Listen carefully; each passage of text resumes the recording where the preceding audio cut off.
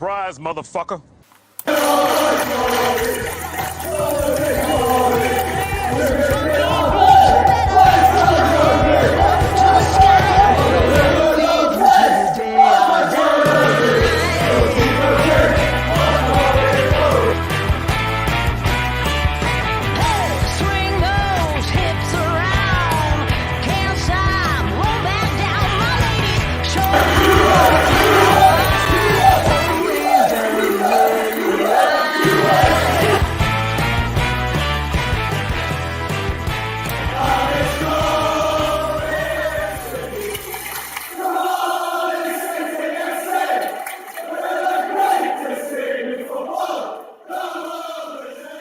Yes, guys, welcome to the most messy show on Car City World, nay, Ace Podcast Nation. Here's your Flower Hour.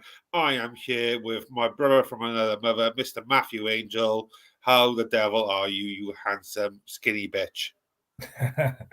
Yeah, good, but I'm a bit tired today after our late night last night and up early for work this morning. But yeah, all good, but all good.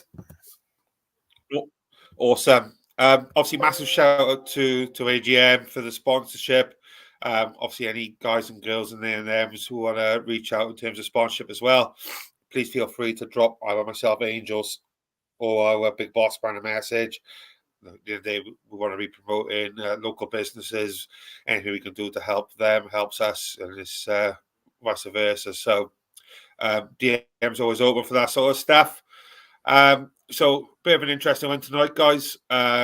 We'll talk a bit about last night. I want to cover a bit about, excuse me, beg your pardon. I want to talk about the pre-season tour in Austria, how everyone felt about it, how it all went. So I'd love to know your opinions when we discuss it along the way. And of course, it is quiz night, baby. So we will finish for the last 20 minutes, half hour with a quiz as well, which I know you beautiful people love. Yes, Reese, welcome, my friend. Nice to see you again. Well, see your words again. Craig night last night, Reese. Yes, correct. And yes, Paul. Lovely to see you again, mate. Top man, as always. So we'll start off then with. Well, we may as well start off with last night. I think, in fairness, mate, before we move on. So it's no secret. There was you spun me out then in the chat. It's no secret that obviously we went to an event with Craig Bellamy last night, which was an interesting one. I think it was very different to previous shows we've been to. I think we can all agree on that. It was a very good show, no dispute with that, but it was a very different show that the man's just got the biggest job in Wales now. That's pretty much, isn't it? Really, that's where football lies these days. It's up there with, with the powerhouse jobs in the country. So he said a lot of the right things. I liked the way he spoke. I like the ideas. He come across very well, in my opinion. And it's going to be interesting to see what differs from the previous regime. What do you think, mate?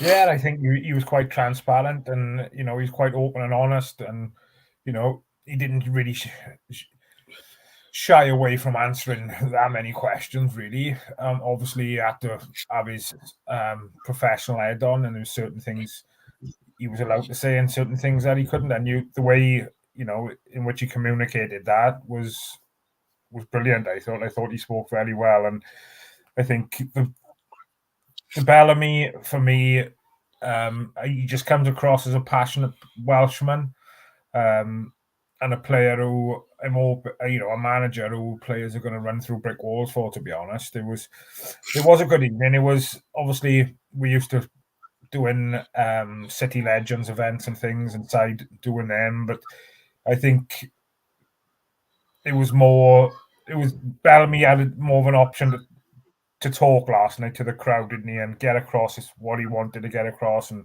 what we're likely to see going forward now with Wales and things. And it was interesting. It was a good evening. boisterous crowd again. I didn't think it'd be quite as boisterous, mind. Perhaps not enough respect given to him when he was talking, perhaps. But there was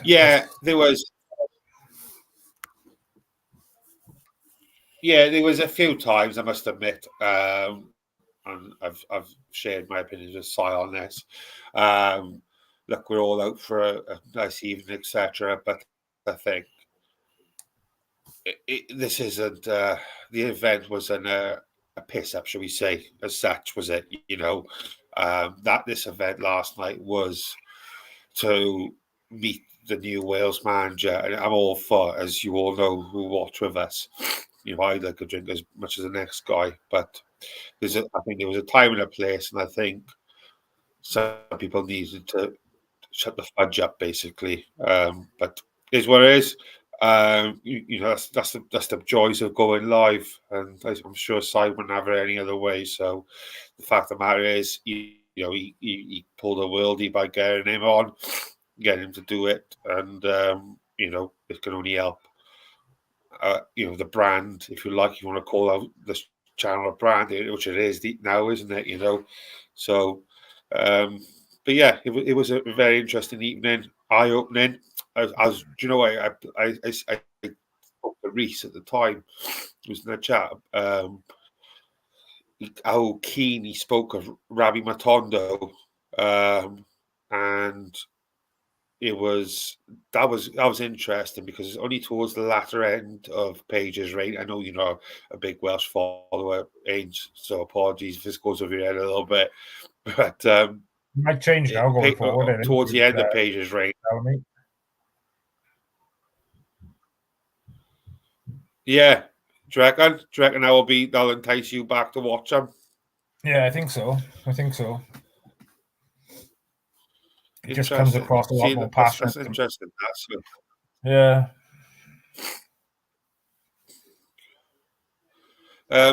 So that was that. Reese says it was funny as Rob had more drinks. He went from I'm just trying to be courteous, that's all. Yes, James, welcome, mate. Yeah, we won't delve too much into this. I didn't think it was, in my opinion. I think he just had his sensible head on and he had to say what he had to say, to be honest. I don't think it was any digs aimed at them, to be honest. But, we all interpret things differently, and I don't think it was, really.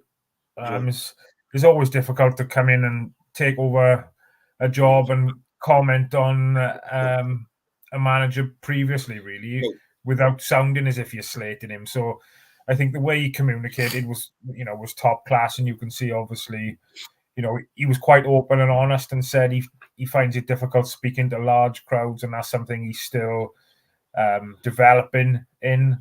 And he's obviously going to have to develop that pretty quick because, obviously, I think it's a conversation we had within the WhatsApp group earlier. Somebody said that, if he doesn't develop those skills quickly, there could be, a few players who kind of,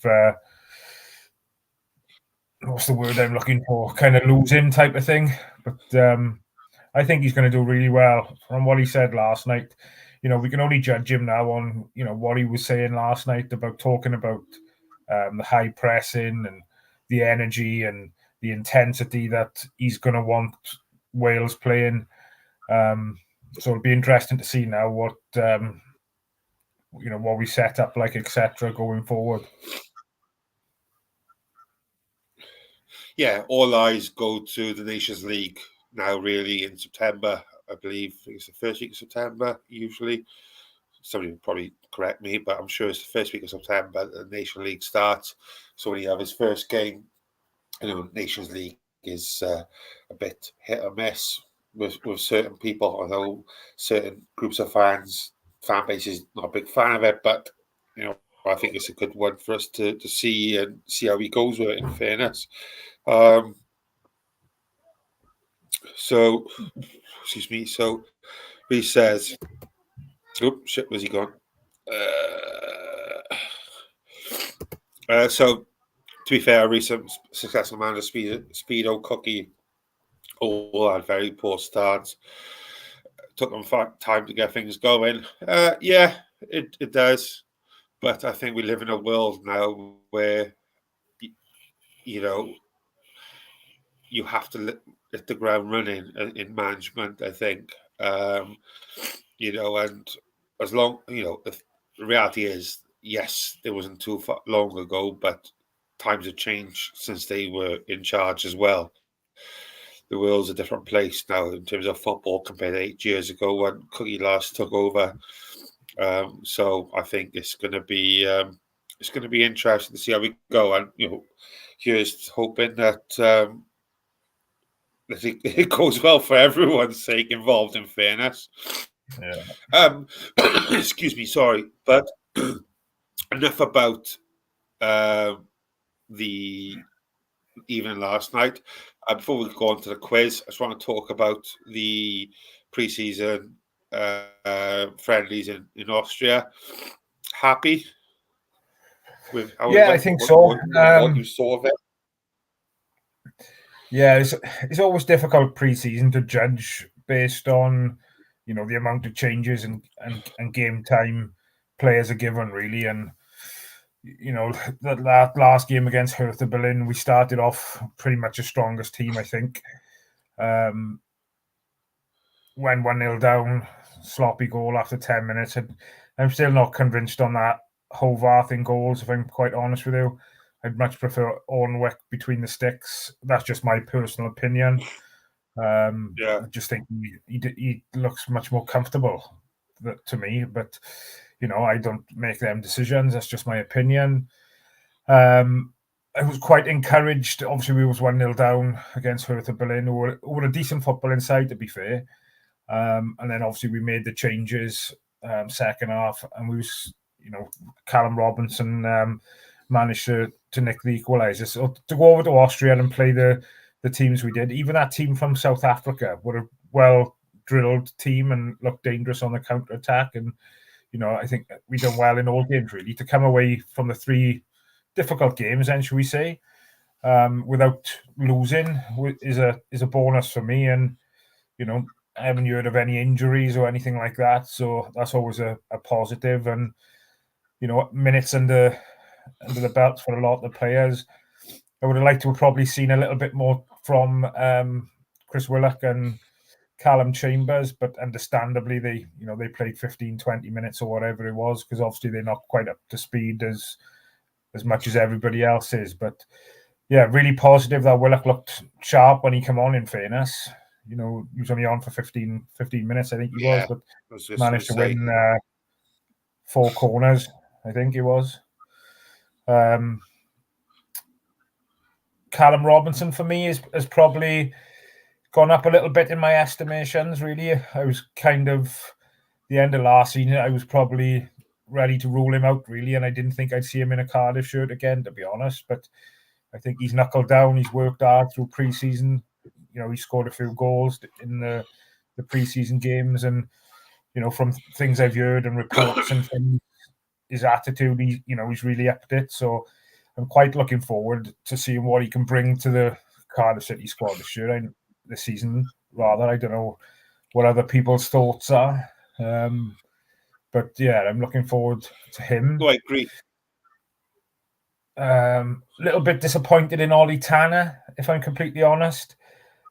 Knowing that potentially we're still looking for a right winger to come into the club, I would have liked him to have, you know, put his hand up a little bit more, demanded that.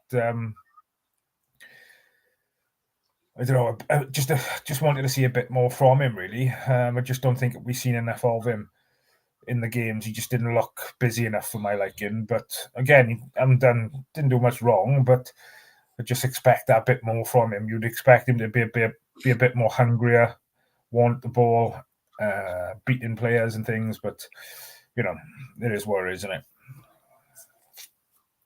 Yeah, he had a real chance, I think, to put his hand up and say, I am that guy for that right wing job. And I think that he shows it in glimpses at times, but he's not. Right, it pains me to say it, and but I don't think he's ready. He's not. Like, given the signings that we've had, with the direction the club is clearly looking to go with Willock, the Chambers, etc., and by all accounts, there's a few more decent names coming through the door soon. I think he needs a little move away personally, because I don't think he's a winger, mate. To be honest with you, I don't think he's got the pace for a wing. Personally, the speed and the level the game is played at, I don't think he's a winger. I think personally, he's more of a 10, or even an 8 maybe, but I think more like a 10, where he's sitting just behind the striker and doing little bits around that area. I don't think personally he's a winger. I don't know if he's been a wing throughout his whole career. I'm not too sure, to be honest, but I don't think that's the right position for him, given what he does. That's my opinion. Again, everyone's entitled to it, and people may disagree, but I think if we're going to keep him, he needs to be a 10 if he's going to stay. But then the problem is we seem to have a hell of a lot of 10s at the club at the moment. So I don't think I see him as a 10 in my opinion. To be honest, I don't see him there, to be honest. But Keane Ashford again, I think he done well. He'll be the first person to tell he's not a finished article, and it'll be interesting to see what kind of season he has this year. The one thing I like about him is his work rate and his ethic. If he loses the ball, he busts his balls to get back to defend, and countless times against Hertha Berlin, I think he was, especially second half. I think he moved out onto the right, and he's tracking back, and it's just his work rate, and I think that's something Tanner's got to definitely up his game in. I don't know what your thoughts are on that, but I just like that in a player. If they're losing the ball, they're busting their balls to get back to win it back, get possession back. Well, I don't think Tanner's fit enough for it. I don't think he's got. That's what I say. Like, he'd be more suited, more central, because he hasn't got to run up and down the wing all the time. That's my ideology behind it. Is because of that, but we'll see. Reece says, I don't think Mate is good enough for where we want to go. Renamoto, I don't understand his position. Really think he'll be gone. Atete, less of the bell, better. Arnwick over Harworth, whatever you say here. I think that's quite a bloody fair assessment, in fairness. So we won't speak too much about Cardiff this evening. Like I said, it is quiz night. So, anything else you want to go over before we start? No, I don't think so. Obviously, there's 2 preseason games left now. Reading Wednesday night at Cardiff City Stadium. Got tickets for that, so looking forward to taking the boy down to watch that on Wednesday. And then I think it's Bristol Rovers then on the weekend before the season starts. And a comment there, Reece have just put, I think we've overlooked that one. The youngster Ronan Kapakia, excuse the pronunciation, but young 17-year-old. I was lucky enough to go down and watch the Penabont game with the Port Talbot Massive. Reece and his crew. And he was outstanding. And I know you can only play against what's in front of you, but I think is real positive things coming from my young man. I think it's been well documented that other players in the squad think very highly of him. The manager thinks very highly of him. So I think somebody at that age now is just keeping him grounded, making sure he keeps on doing what he's got to do on a daily basis. And if we can keep him in and around that, first team squad, playing regular for the 23s, having the odd appearance, maybe coming off the bench, it'll be interesting, because obviously Conte was massive towards the end of last season. And again, I've been quite impressed with him during pre-season in the bits and pieces that I have seen of him. Those 2 playing maybe in similar type of positions. I think the the transfer talk around Perry NG's gone a bit quiet for me. I haven't really heard much over the last couple of weeks. There was quite a lot of rumours right at the beginning, wasn't it? But that's gone a bit quiet for me now. So it'll be interesting to see how we're going to be able to keep all them happy. And what that Roman's aspirations are going to be. I know he's been in and around the environment now, but is he expecting? I think we just got to manage that young man carefully, because without shadow of a doubt, he's got all the ability in the world, but we've just got to manage it correctly.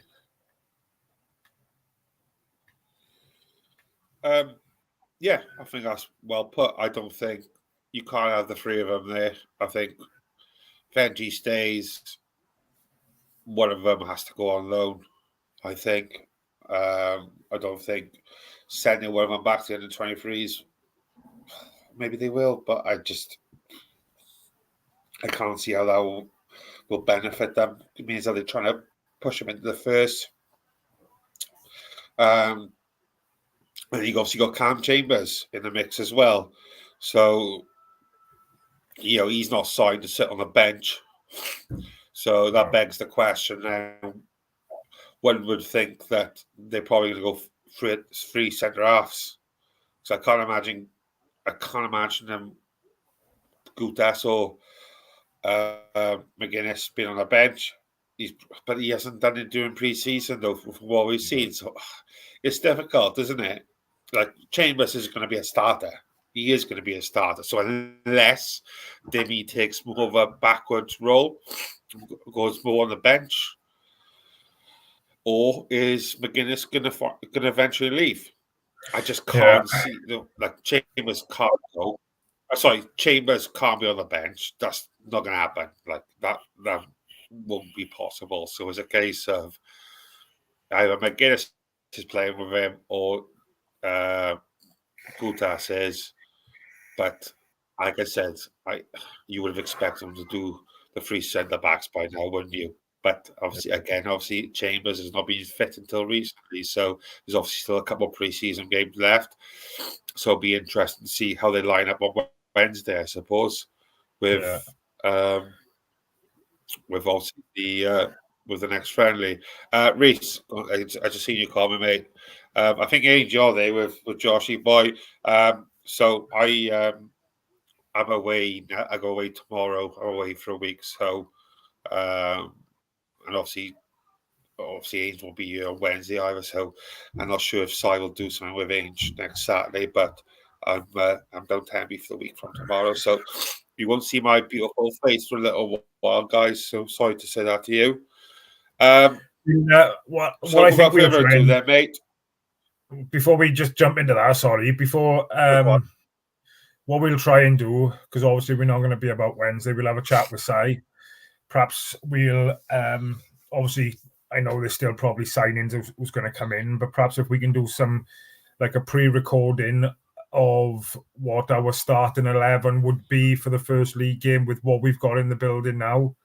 And perhaps we'll do a little bit of a recording that can go out Wednesday night. And obviously we can review that then, obviously going forward, if more people come into the building and things like that. So perhaps that's something we can have a little look at. Sounds good to me, buddy. Wednesday. Yeah, absolutely fine with me, bud. And just on that as well, when you said you're away. Sorry, I'm jumping in again. Me back. Right. If Reese is about next Saturday and he wants to take your place and join me, he's more than welcome. Or anybody else who wants to join in. Yeah, yeah. Reese just put, have a good time wherever you go there, mate. It's not a mystery. I'm just going to Tenby. So we got a van there, so I love it. And the weather's supposed to be mint as well. So the weather's supposed to be lush. So I can't wait, mate. We're gonna we're lucky we've got an outdoor pool on site. So we're gonna we're going down tomorrow, but probably won't be till Monday that we can take a picnic, set up camp, bag full of cans, and set up camp at the pool all day. So can't wait, mate. It's gonna be mint. I'll send you all photos of me in my bikini. So I got the question on my phone in case you're wondering. I'm not on any social. So are we all ready for quiz night, baby? I'm not many sure how questions many have we questions got? there is. It's just a quiz. I've still don't know. I don't Drop it know, off to be with honest caffeine. with you. So we'll just go from there. I fucking love it, mate. Live life on the edge, me, mate. Right, ready? So this quiz is apparently around last season in a championship. So don't hurt me if it's not. So we'll see. So Leeds United, question number 1. Leeds United ended on 90 points, but only finished third. Who was the last club to hit 90 plus points and not go up automatically? West Brom. Wait for you beautiful people to comment.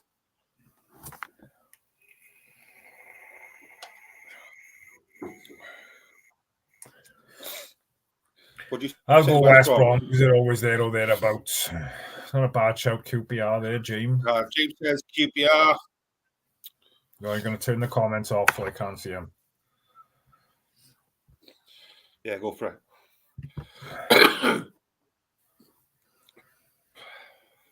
I won't read out there in the rest of the comments, I know. So we are waiting for Paul. What are we saying, lad? I'm guessing Paul's still about. Ooh. All right, James, which one is it, bad? Question, answer 1 or 2. He's got to take his first answer. Otherwise, he's been asking that.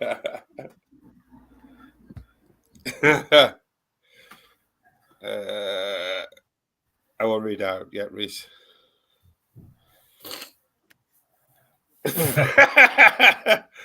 Paul says, Cardiff. Right, so I think we got everyone who's going to be replying. So the answer is Sunderland. So Sunderland hit 90 points in the 97-98 season and ended up losing in the playoffs. Oh, a few minutes. So question 2. Ipswich Town only lost once at home all season. Who was the only club to win away at Portman Road? Oh, what a question. I've come to play tonight, I have.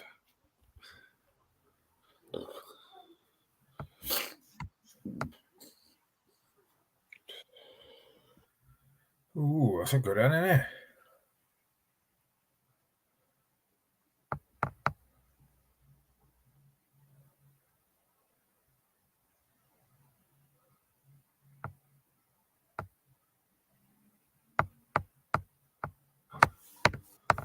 Should I go for? So a couple of answers. I'm going to go a random Bristol City.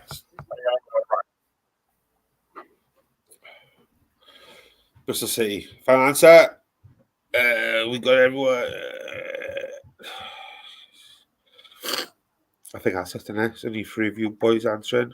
Oh, yes, Gav. Kevin Teasdale, welcome, mate. So so you've gone for Bristol City. Reese David Evans has gone Leeds. James has gone Blackburn. Paul says Jacks. Gavin says Leeds. The answer is, in fact, the dirty Leeds. Leeds won 4-3 at Portman Road back in August. Ipswich went and beat them on home soil from there on. Interesting. I'm not reading now, James. So, question 3. I'm going to butcher this surname. Blackburn's Sammy Smodics won the Golden Boot, but who finished runner-up in the top goal scorer chart? Didn't know you won Golden Boot, if I'm honest, mate. But there we are. Do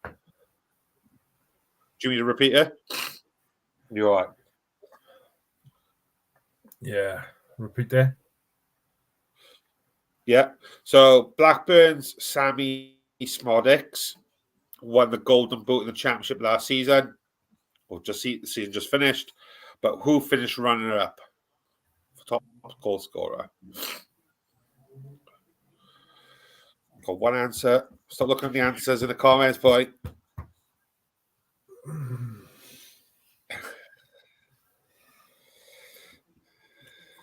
Fucking hell, I'm all plus C.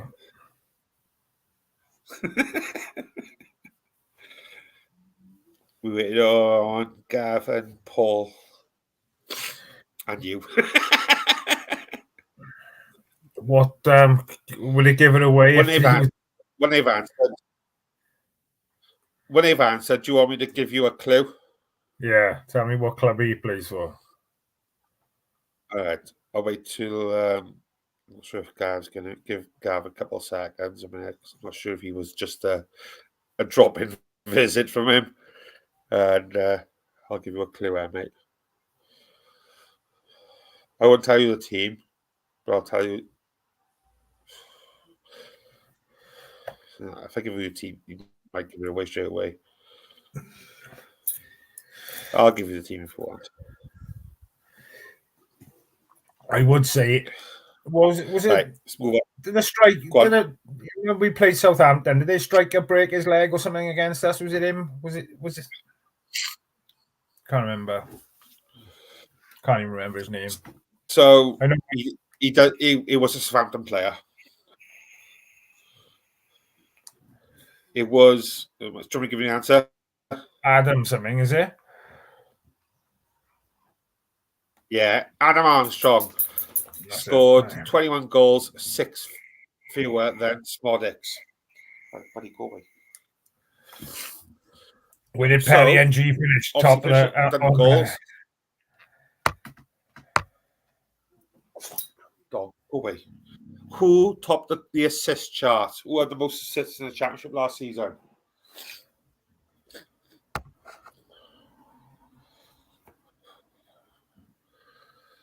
It's got to be somebody from Leicester, surely.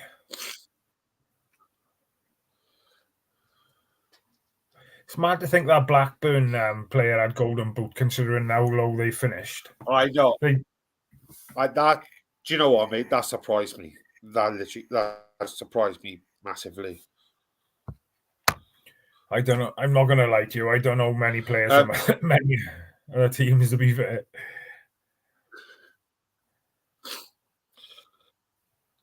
So James has got an answer. Reese has got a clue. Let me know, guys, if you want. Paul's got an answer. Let me know, guys, if you want me to do like some like multiple choice if you prefer. I don't want to make it too hard. Don't you cry about it. Exercise. I'll do that.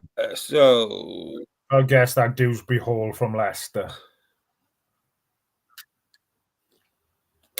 You go Dewsbury Hall. Incorrect. It is Life Davis from Ipswich Town. He had the left back. He had 18 assists, beating Ruta from Leeds with 15, Dewsbury Hall had 14, and Sarah from West Brom, I want to say, had 12. Okay. Next one. So, Rotherham endured a miserable relegation campaign, picking up just twice on points, which was the last club to register a lower championship points tally. Should I do multiple choice? No, not a minute. Just repeat that one. Rotherham endured which was the last club to register a lower championship points tally than Rotherham, who had 27 points.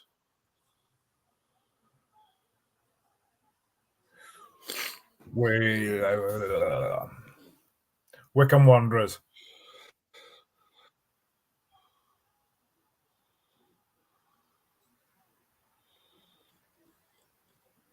So Wycombe.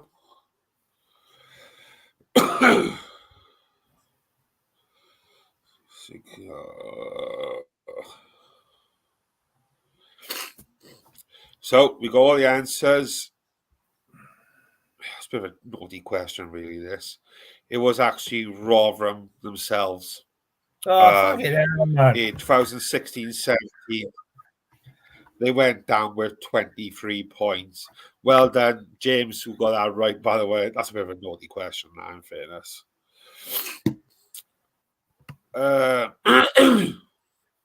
Okay. So I'll give you the multiple choice on this because you'd have nobody would have a chance, I don't think. Which of these managerial reigns, was the shortest? Darren Moore at Huddersfield, Ian Foster at Plymouth, Wayne Rooney at Birmingham, or Michael Beale at Sunderland? Michael Beale.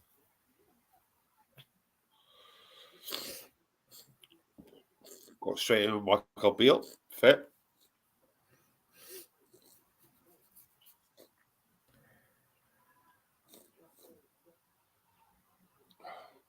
James says Darren Moore.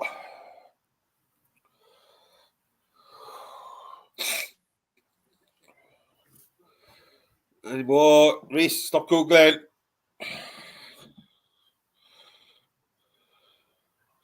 Reese says Beale. Did anyone see about him using Twitter to say no?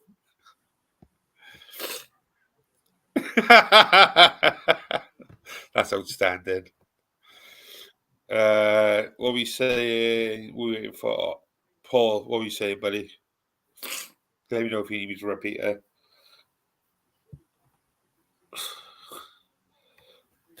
When we are just waiting for the final answers to come in, I just wanted to touch back upon something that we missed out earlier, and it was a comment I think Paul had put in the group about tickets and things. The only way you guarantee tickets for these type of events that Si put on last night is being an Ace Podcast Nation Patreon member, which guarantees your tickets.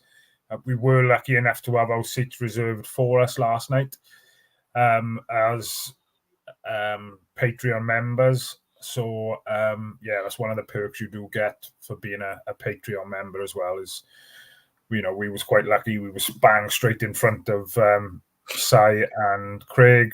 Couldn't have asked for better seats, really, could we? That's one of the perks you do get as well, guys.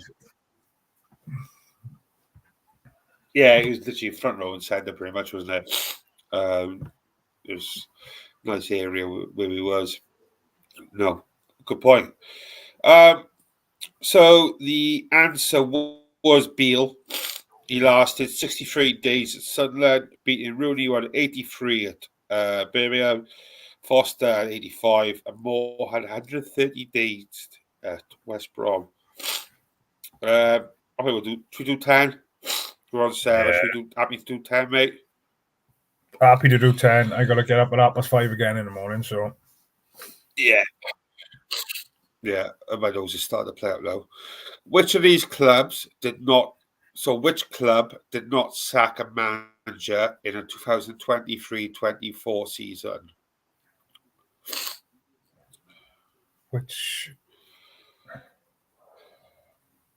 So what club went the whole season with the same manager? Oh my God, my hay fever's terrible.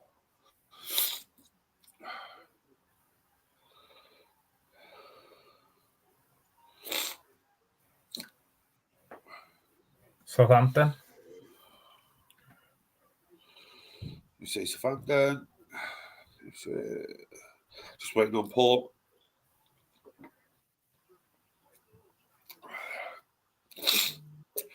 So, two of you got it right. It is, of course, Errol Bullitt at Cardiff. He did a full season at Cardiff. There's got to be other clubs who've surely there's not 23 sackings gone on throughout the championship, like. No, or left the club. You've got to fucking read the questions properly, man. You're giving us all shit information, man. Shut your face, Dick. Oh, fuck that. That's a shit question.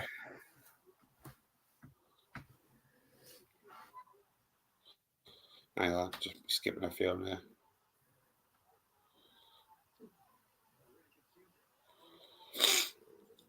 Right. Jesus Christ. No.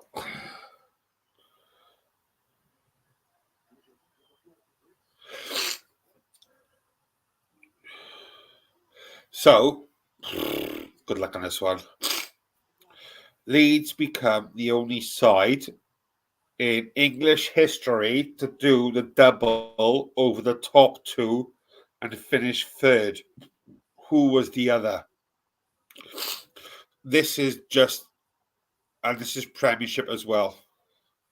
Should we skip that? It's a bit shit, that, isn't it? Yeah. Yeah, fuck that.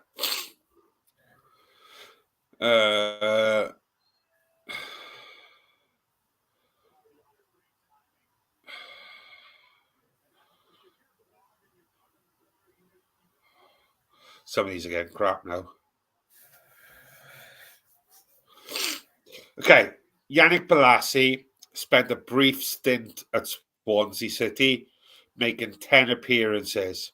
But in which country is he playing his football now?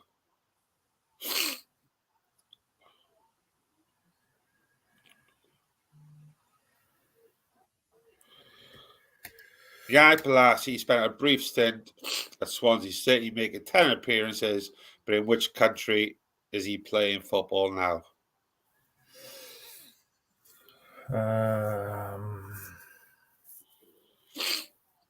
Let me know if you want multiple choice. Denmark.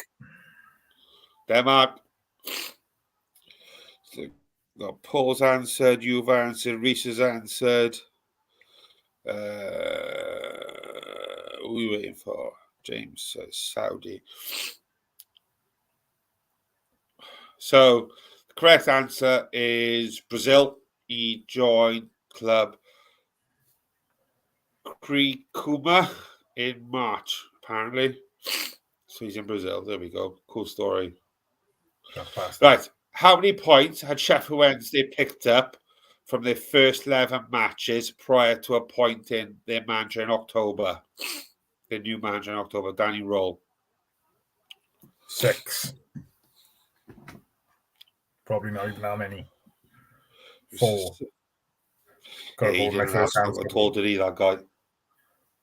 6. Yeah, you said 6? Yeah, that guy, he bombed like a bitch, he did, didn't he? He was very done bad. well. They've done well. They finished the season really strong, in fairness, didn't they? Done really well. Fair play. Considering this poor start they had. James. So, what did you say? 6? I said 6, yeah. You said 6. James says 3. Paul says 18. Reese says 5. The Owls, in fact, took 3 points from their first 11 matches, going winless before Roll come in. And James did a remarkable job to keep them up from there. So, yeah, well done to James. Last one then. Let's make it a good one. Just trying to make... Okay. No, that's going to be too difficult.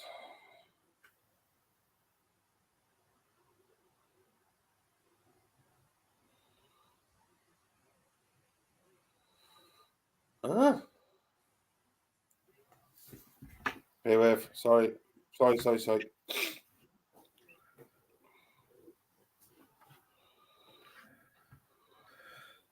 These mic quizzes are all on a blinking Word document, like not scrolling through my phone looking for them, like just saying.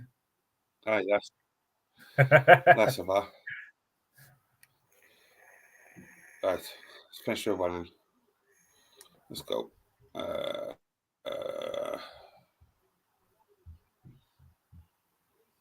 Fucking hell. Right. In 2009, whose record did Jude Bellingham beat to become the youngest player to play for Birmingham City?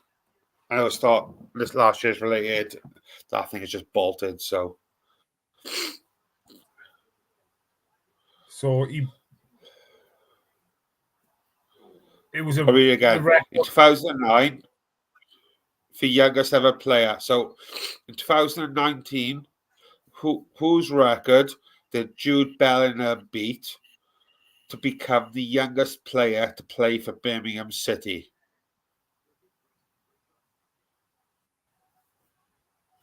Smart.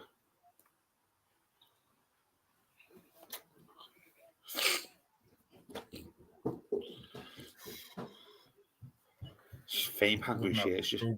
come on YouTube for a minute. Do you want me to give you a multiple choice, everyone? Yeah, go on. So, just to clarify the question again, in 2019, Jude Bellingham beat a record to become the youngest player to play for Birmingham City. Was it Robbie Savage, Trevor Francis, Dion Dublin, or Lee Carsley?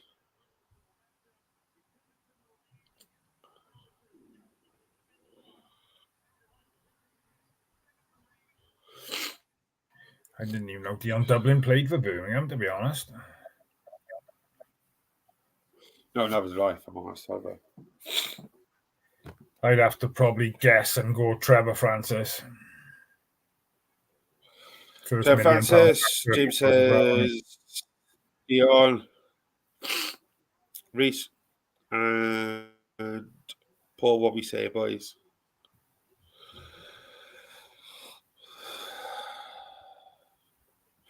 Oh, my nose is doing my head in now. Reese says Trev.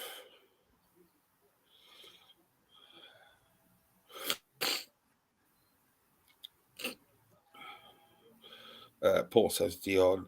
So the answer is Sir the late Sir Trevor Francis. Bellingham made his debut at just 16 years and 38 days, which was held prior by Trevor Francis. And that's it, guys and girls and A&Ms. Thank you all for carrying. Sorry about the end. That was a bit poo-poo. I do apologise. I broke my quiz and tough shit, unfortunately. It still baffles me that like youngsters can play senior men's football at like 15, 16. Like obviously my background is rugby, and you can't play senior rugby until you're 18. But I've always been one of them ones that says, if you're good enough, you're old enough type of thing. And I don't know. It baffles me how it can, a 15-year-old can play in the Premier League if they're good enough. But then I don't know. I think rugby's more contact, though, mate. The rugby's more physical. I think. Let's be real. And I don't suppose you don't want to. Yeah, I got what you were saying. Go on. Yeah, I suppose like a 15-year-old playing against somebody who's played for England 60 times is a bit. It's a bit of a step up, isn't it? Well, it's not even that, but like, you got a 15-year-old or whatever who's running at 35, 36-year-old in the Welsh leagues or whatever. Jesus Christ, he's going to get chewed up and spat back out. The boy's not even like developed properly yet, is he? So, I think that's probably why. But yeah, thank you all so much for joining. I know it's a little bit short tonight, but is what it is. We all got things to do. But no, thank you for taking time out your Saturday evening to watch along, guys. Do massively appreciate it. Myself and Ange will be back together live until probably next Monday now. Not Monday, sorry, is it? Week Wednesday, sorry, beg your pardon. We'll be back. But I think, like I said earlier, we'll do a pre-recorded for Wednesday if we can. And then I think Reese is going to. Either that, or me and Reese will have to do a live from the stadium at half-time and do a report on the game Wednesday. Do that instead. Do a live from the stadium, man. Give the people what they want. Yeah, we'll have to find a quiet venue. But no, thank you so much. It's a pre-season friendly, but I'm sure you'll be fine. But without further ado, I give you all good night. And one thing left to say, Mr. Angel. Up a flower.